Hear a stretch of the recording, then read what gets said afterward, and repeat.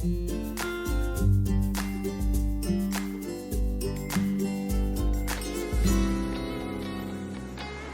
the city of Cartagena, there's the clock tower. We arrived in Colombia to the coastal city of Cartagena. Lots of hats for sale. Where we walked around exploring the colonial streets of this UNESCO World Heritage Site city.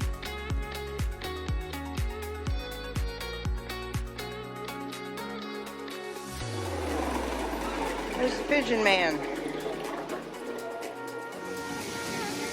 Checking out the plazas and squares.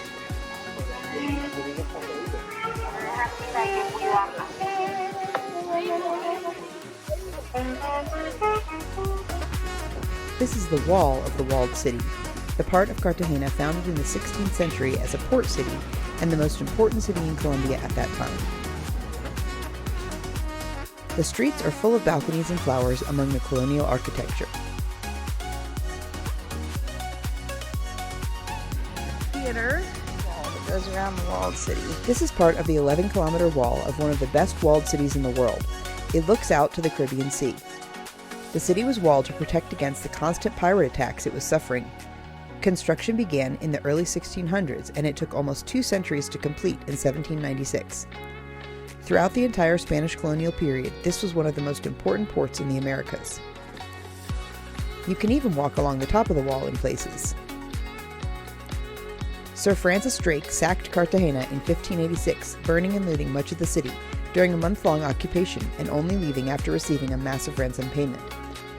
Drake's attack prompted the building of Cartagena's walls around the colonial city.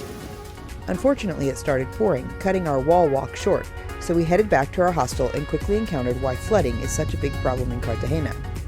Due to being a coastal city, rising sea levels, inadequate drainage, deforestation and mangrove loss, and climate change, flooding in the city has become a daily disruption for residents.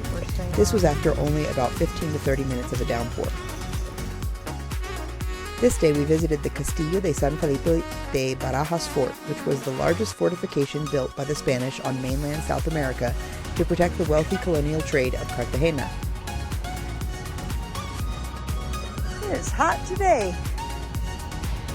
One of the things that makes the Castillo San Felipe de Barajas unique is that it does not have the symmetrical square or rectangular shape most forts built in the colonial area have, since its shape follows the geography of the hill it is built on, San Lázaro Hill.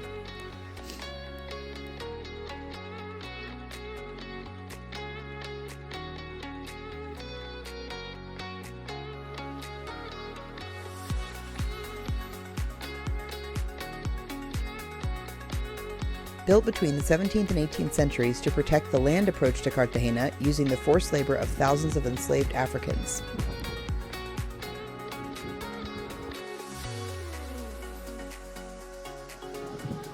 Cannons on the Cartagena fortress of San Felipe covered all land approaches to the colonial-era city.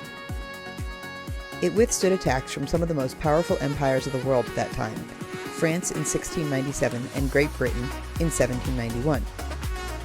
Terry found a baseball field, but they're playing soccer on it.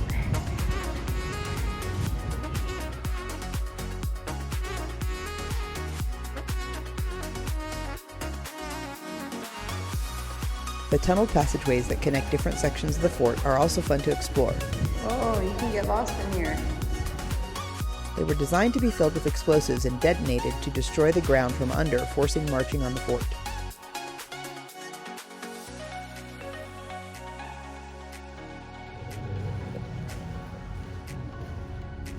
Alright, we made it to the end. This little building up here is apparently the hospital.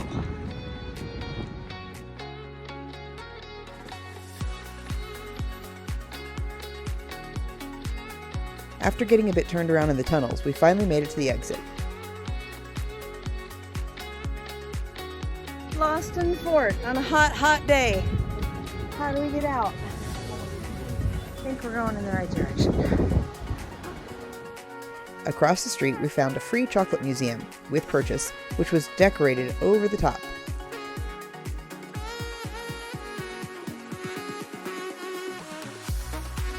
We got a chocolate granizado, which was delicious. So Smells good in here. Cacao pods. They're making chocolate covered pretzels over there. Roasting the beans here.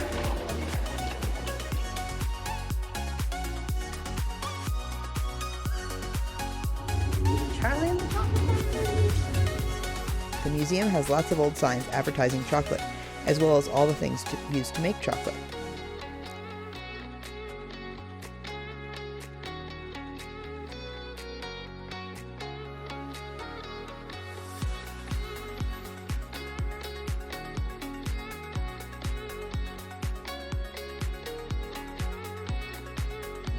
The famous umbrella street. The umbrellas are looking a little rough. This day we did a walking tour of the famous Getsemaní neighborhood. After Cartagena's founding in 1533, Getsemaní became home to enslaved people and laborers who were essential to the city's bustling port and commerce. It was a place where the working class lived, in contrast to the Spanish elite in the walled city.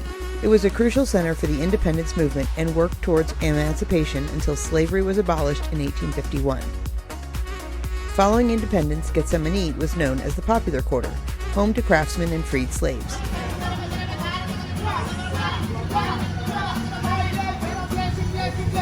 Getsemaní is now famous for its prolific street art, with many murals communicating the community's concerns and history. These well-known women with colorful skirts and fruit baskets on their heads are known as palenqueras, because they are from San Basilio de Palenque, the first free town for formerly enslaved Africans in the Americas, founded in 1713 after groups of enslaved Africans escaped their captors and fled to the nearby jungles.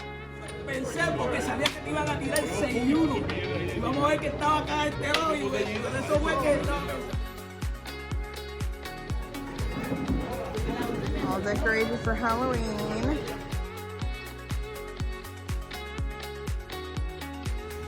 This is the baseball field? They actually play here? Who play here? They actually play on this baseball diamond. Baseball. They're playing with The sock one. Yeah. They have.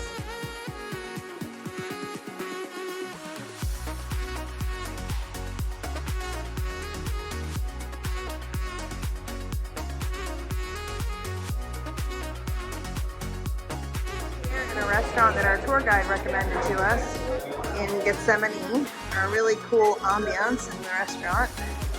Pineapple juice, sea bass in a garlic sauce for like $15, and a seafood casserole with gratin cheese, shrimp, lobster, and prawns. Like half a lobster in there, just cut down the middle.